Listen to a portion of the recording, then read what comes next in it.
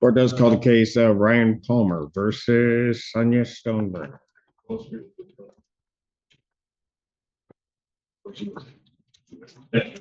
Huh?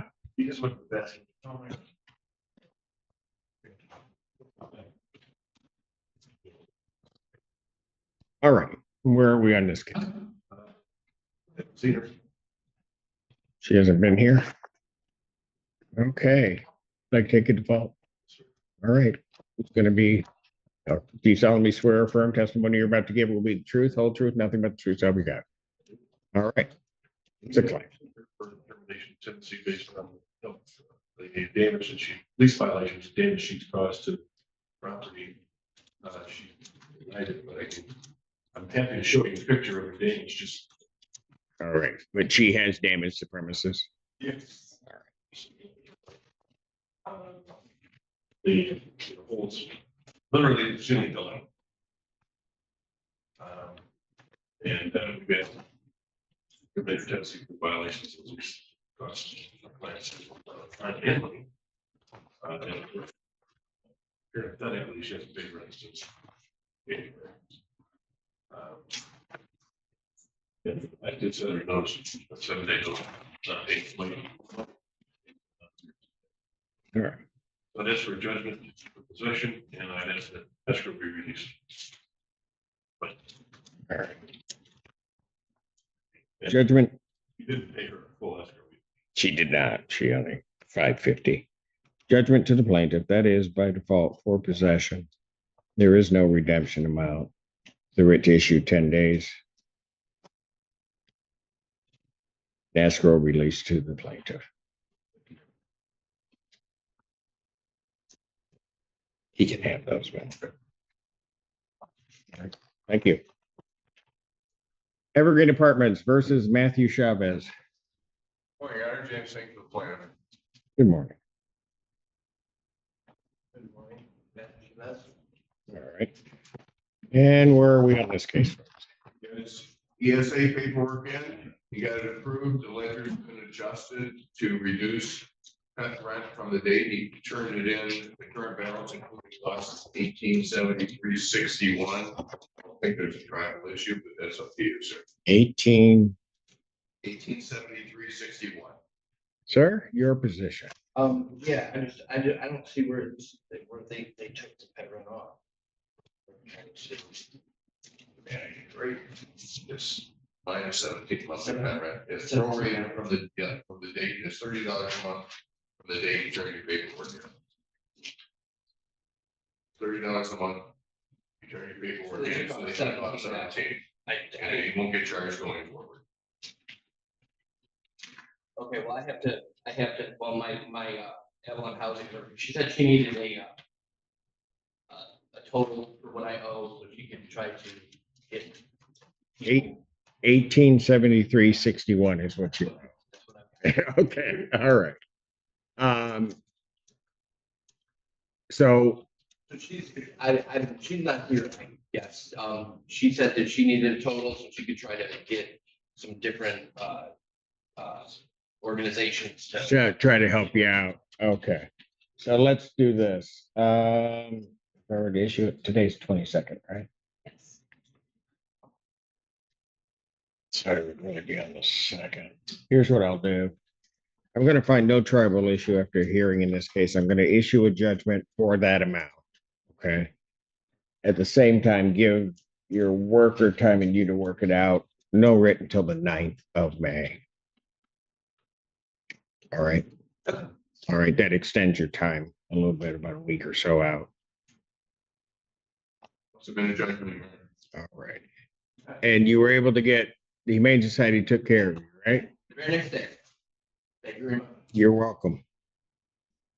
Thank you, sir. Thank you. Jerome versus Cassidy. Council, I want to state your appearances, please.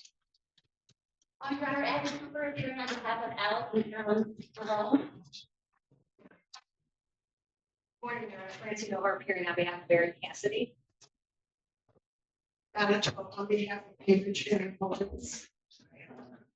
Yeah, Rose on behalf of Paul Cassidy. All right. Okay. And where are we? I'm almost afraid to ask, but Your Honor, we've attended mediation. We have continued discussions since that time, but as of right now, we're unable to resolve the matter on our own. what's that mean? I think it means we need a trial date, Your Honor. We need a scheduling order so that we have time to file an answer and a counterclaim because we Oh. haven't done that with the fourth claim, the fourth case. I know what, Okay. but that's because you guys told me you'd be settled. So I didn't- scheduling order is all we need today, Judge. Then we're gonna file a motion to remove to the circuit court after we get our answer and counterclaim.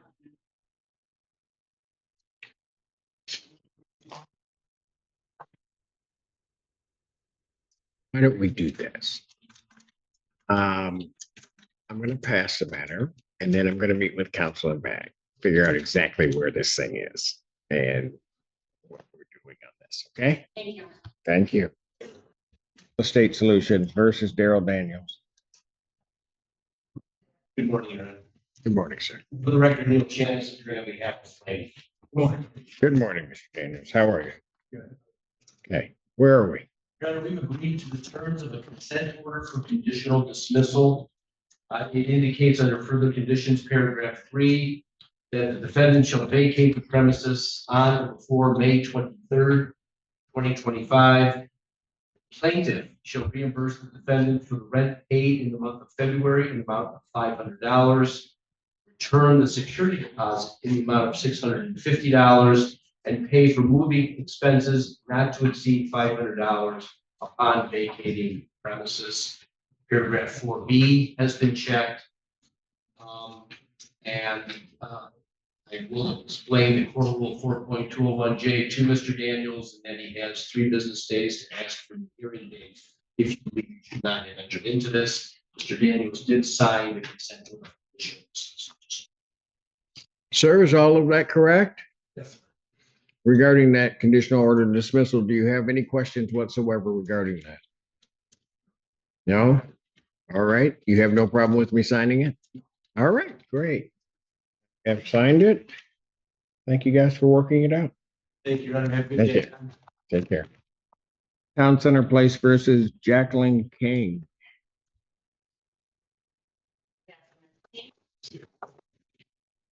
She can have a seat there. All right. This is your motion. Your Honor, we request, her COD, and then can be granted an additional 30 days to move. As per the terms of the COD, her condition was to show that she had, been looking for new house. I provided a letter from this level from housing, your senior showing the, properties that she's applied to. Since that letter, she's even applied to even more. She's been accepted at about 3 of them, but she hasn't had her interview yet. And then there, even after she has her interview, there's no guarantee that the person will be ready in a certain time. And I also found So when are her interviews? would you mind if little Yeah. That's fine.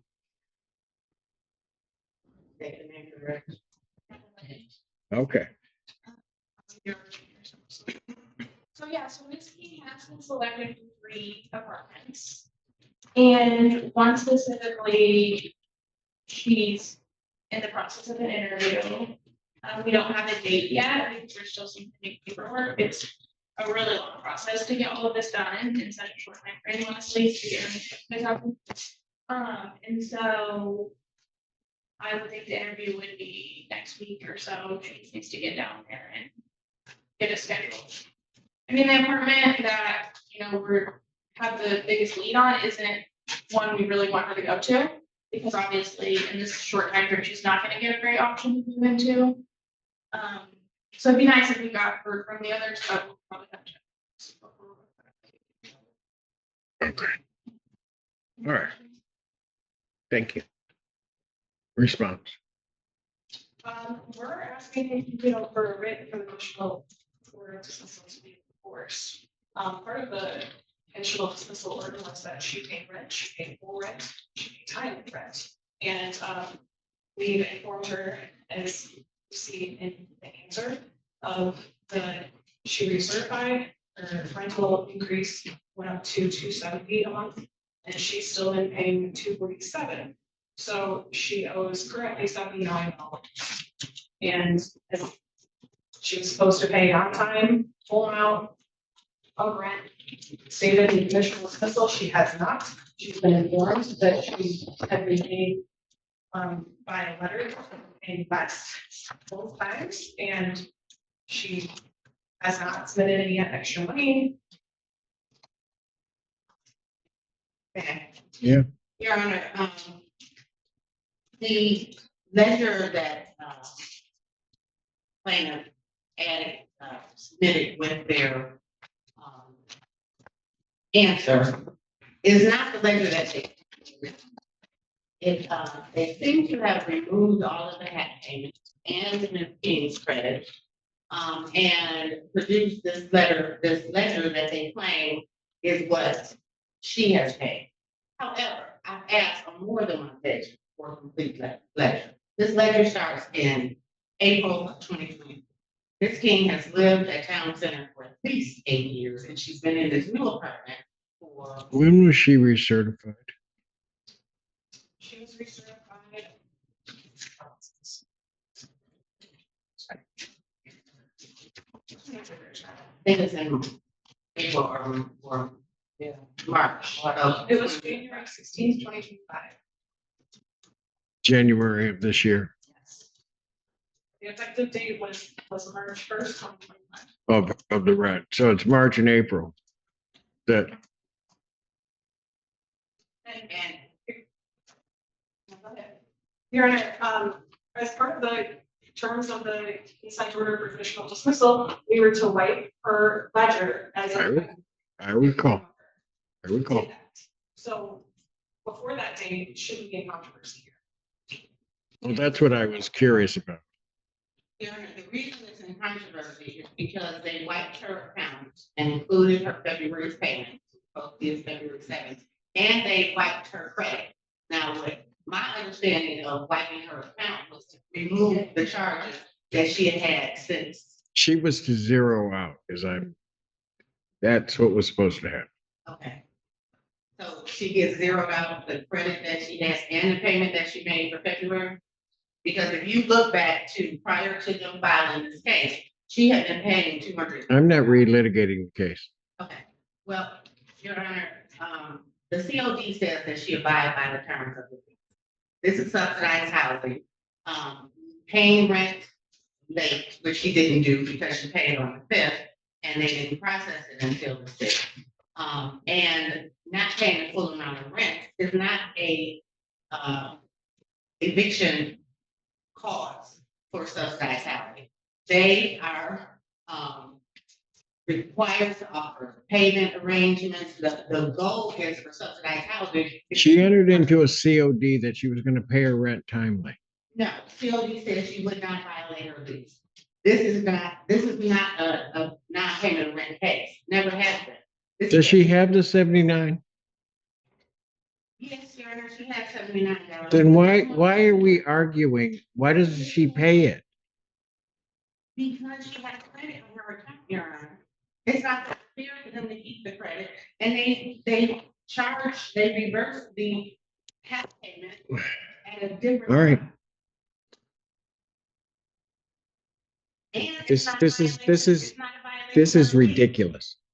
Exactly. No, it is simply what your argument is ridiculous.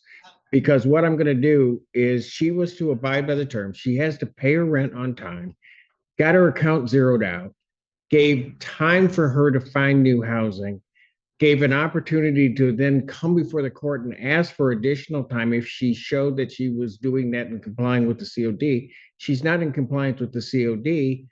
I'm gonna deny the motion to extend the time. Your Honor, thank you. Yeah, how is she not in compliance with the COD? It doesn't specifically say that she has to pay her rent. one time. It for the does. full amount. It does. It The second has time- things for late payments. It has other things that if you go to paragraph 23 or whatever, it lists the things that you can terminate. But you have. You sign, I'm sorry. Your Honor, Yes, the second line from the last line says defendant will pay March and April rent at normal time. Your signature is right here. And she paid on the 5th. She did not pay her full rent. Okay, but she paid on the 5th. she didn't pay her full rent. We can go round and round in circles. Motion denied. Motion denied. I'm not going around and round in circles on this. So, Your Honor, we'll submit a This first case sets the tone immediately: no appearance, alleged property damage, and a swift default judgment. Notice where the judge's focus goes first: possession, not money. In landlord-tenant law, getting the property back often matters more than recovering unpaid rent. Pay close attention to the short redemption period here. When tenants don't appear, their options shrink fast, and the window to fix the situation can close before they fully understand what's happening.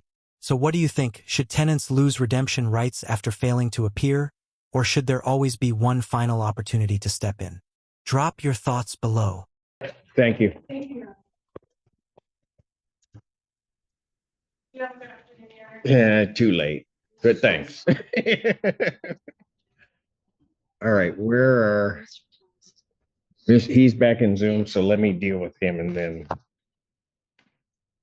I'll deal with the gang of four. Court recalls the case of S&T Holdings versus Michelle Stacy. Ready, Your Honor. Tracy Thomas, appearing on behalf of plaintiff. Hello, your name? Michelle Stacy, and his name himself.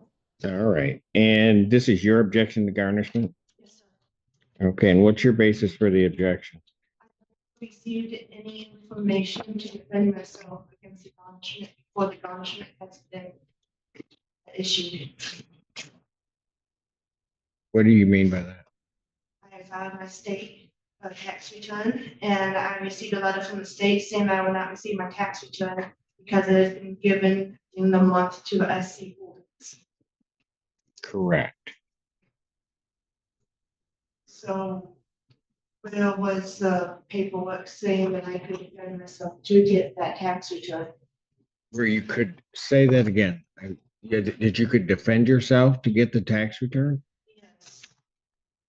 Well, I'm not- It's the same thing as getting garnished from a paycheck. I have a minute to say that I still need a paycheck. Is that the same thing as being garnished from my tax returns? That's my understanding. Well,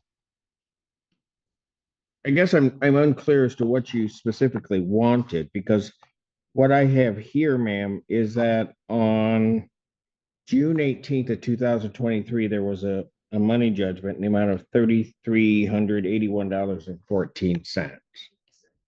Okay, there was a money judgment. So that would have been your first notice that there was a money judgment against you. Okay. The garnishments are usually sent without notification to the party, particularly tax garnishments. Okay, so I think you may be looking for something that really doesn't exist. Certainly with regard to wage garnishment, theoretically, you get one of those without notice too, but usually the employer or whoever is issuing the check kind of notifies you that something is going on. They may or may not, right?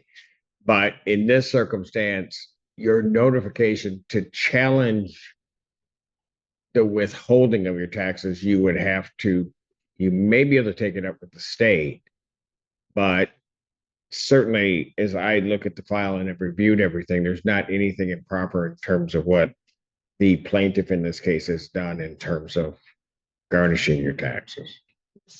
I apologize for the time. You apologize for? for wasting time. Oh, no, don't apologize for that. That's fine. But as long as you understand what I'm saying, I just want to make sure, okay? please, could you tell me who is that you're representing? Are you representing someone in Milan to come see Belleville? Say again? I don't know what SC Holdings is. I owe a lot of people a lot of money. I'm 6 to 8 weeks away from filing bankruptcy. So I got you. Yeah. Was it a, Your Honor, go it- ahead, Mr. it's her former landlord. S&C Yeah. Holdings is Park Lane Apartment. Okay. Okay, so in Milan. Thank you so much. Okay, got that? Okay. All right. So your objections are denied. Okay, thank you. Thank you, Your Honor. Thank you, sir. Let's call the case of Sycamore versus P. 67390 on behalf of Plaintiff. I do appreciate you putting this to the level for me to be able to make it. Not a problem, not a I problem. appreciate that as well, Your Honor. That's Oh, you were just trying to tag on. No. Jill Bauer. Okay, Jill Bauer, on behalf of Ms. P, who is present, I'm from Legal Services, P number 69260. I do want to let the court know, Ms. P was assaulted this morning. Oh, I'm sorry. A near stranger and, is, That's definitely want to be here. Understood. Feeling the best. all right. Okay, this is your request. Your Honor, first of all, I would never want court to think that I actually misled the court, so I did lose track of the order that Ms. Newman highlighted in her answer. However, I do think that the order is subject to interpretation. And it does say that that my client would remove any and all belongings, and I think the definition of belongings tends to be smaller personal items that can be easily moved. At this point, the other thing is, we had a discussion on the record of Ms. P back in January of our request that Ms. P be able to move her items to a part of the house where they wouldn't interfere with the repairs. And it was represented at that time that there was structural damage to the unit. However, I reviewed the fire report. It doesn't say anything about structural damage. And now that a lot of the drywall debris has been cleared from the ceiling, I really don't, I mean, I'm not an expert, but I don't see that there was structural damage to the unit. So where we are at this point is. I think the import of that, I don't mean to interrupt you, was that in essence, there was going to have to be a gutting of this place. And so the issue of whether or not there's actual damage may have to be assessed at some other point, because my understanding was the unit needed to be gutted, which is why things could not remain there. I just don't think that that's accurate at this point, that it actually had to be completely gutted. But I just wanted to, where we are at this point, Ms. P went in, she removed what she could into 2 vehicles that were in the parking lot. And then those vehicles were recently towed and she wasn't able to get any of those belongings. So now she's down to. What do you mean?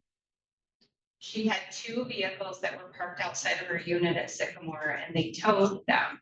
And all those vehicles had all of the belongings that she was able to salvage. So she's down to a few items that remain in her unit that she doesn't have the finances or ability to move, and she would like them to remain in the basement. And it's a washer and a dryer, an air conditioner, and 2 barbecue grills. Is what she's asking to store there while the repairs are made. So my problem here is this. As we were working through this case, and why the order reads the way that it is, was to give Ms. P time to get her things out of the unit. And I'll be honest with you, and I don't think you're trying to mislead the court or anything. I mean, there's a lot of orders that fly around here, so I'm not thinking that at all. But she's got to get the things out. I mean, that's kind of where we were trying to figure out how that would come about. And I mean, the date and the timing of everything you recall, I think we went through that 2 or 3 times to try to get that done. One time where there was sort of a ruling from the bench, but there wasn't an order, and then that didn't happen. And then we had to come back and try to deal with it again. And now I'm here again.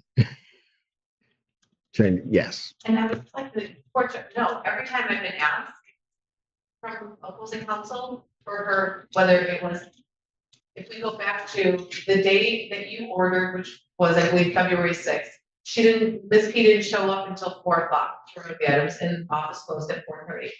I received an email, 2 weeks later from opposing counsel. We gave her that entire day to do it. She took what she wanted. I just want to address the cars.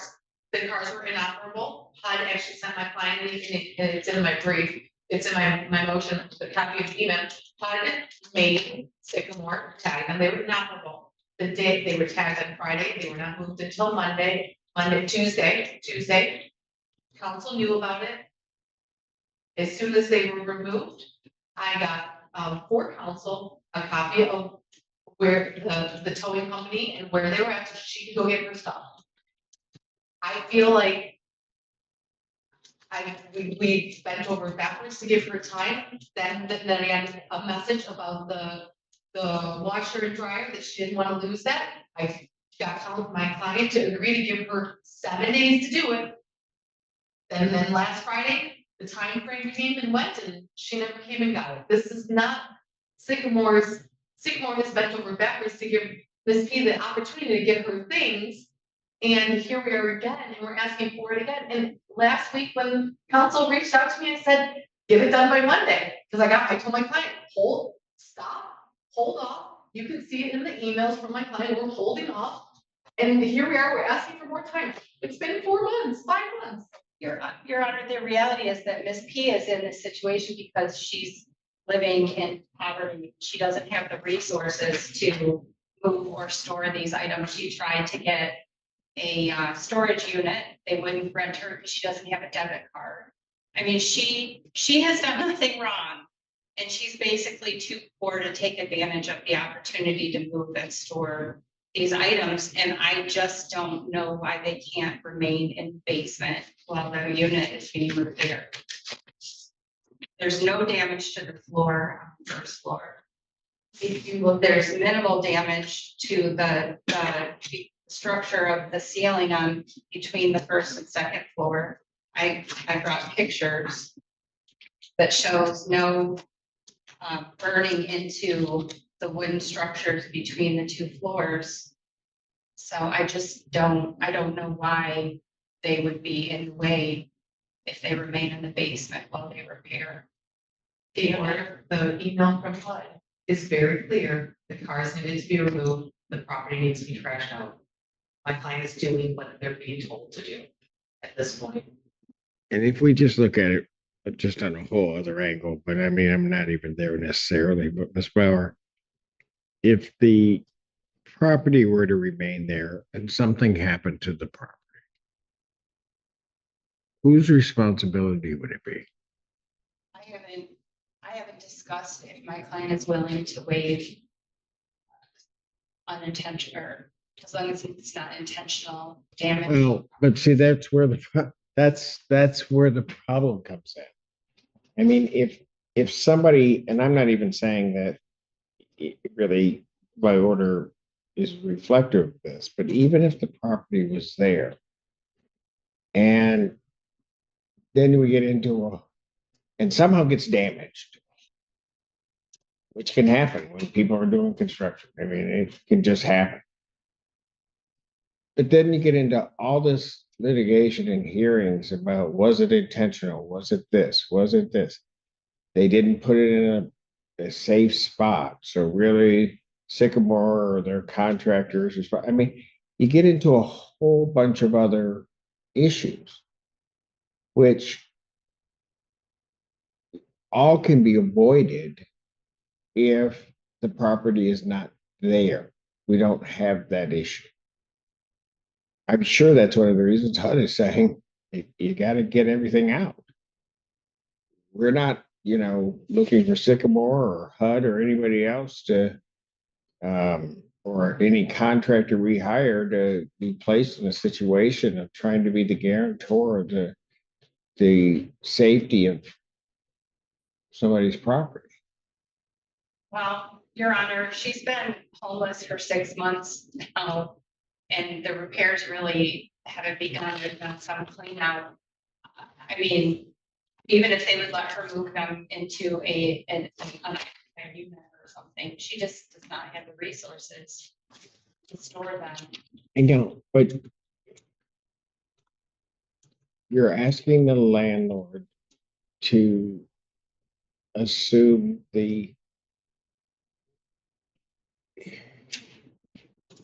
basically to bail this property, which with that comes certain responsibilities for the landlord.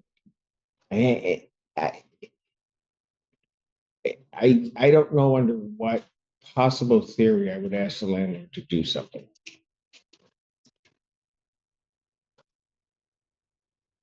To care for somebody's property.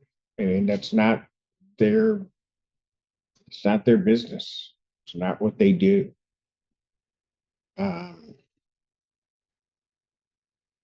You know, and again, just hypothetically, let's say the landlord did put them in some other place on their property, and somebody comes in and like creates some vandalism at that place, destroys the property or damages the property. Who's the one responsible?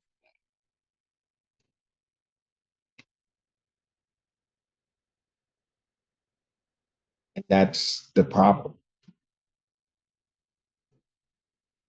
To answer your first question, in looking at my order, the intent of that order is that she remove from the premises everything that she wants to keep. That at the point at which if she leaves something, then the landlord's in a position to say it's abandoned, the landlord can get rid of it and do what they need to do in terms of repair that unit.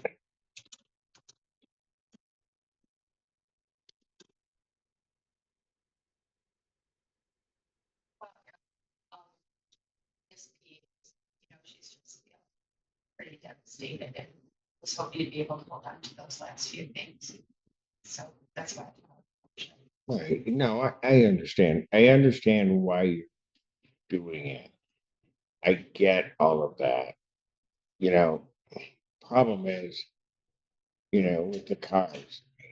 The cars are inoperable. You can't just put them there because ultimately they're going to be taken off the premises. That would happen anyway. So, I don't think. No, I'm sorry. Go ahead. I wasn't assessing any particular, I wasn't like making a judgment about that. I was just letting the court know that it's been like a domino effect, like, okay, I want to keep these belongings. These are, my personal belongings, and I can't get a storage unit, so I'm gonna put them in these vehicles. And then they were in the vehicles for a while, and it seemed like that was gonna be a solution. And then all of a sudden, she finds out, like, they may have been tagged before, but she didn't find out immediately that they were tagged. And then suddenly the vehicle, she goes to look for the vehicles and they've been towed. And then she wasn't able to get the belongings out of them. So it's just been a domino effect where she's done nothing wrong. She's just a series of unfortunate events. And now she's lost almost 100% of everything material in her life. So it's just the thought of maybe being able to hold on to those last few items was.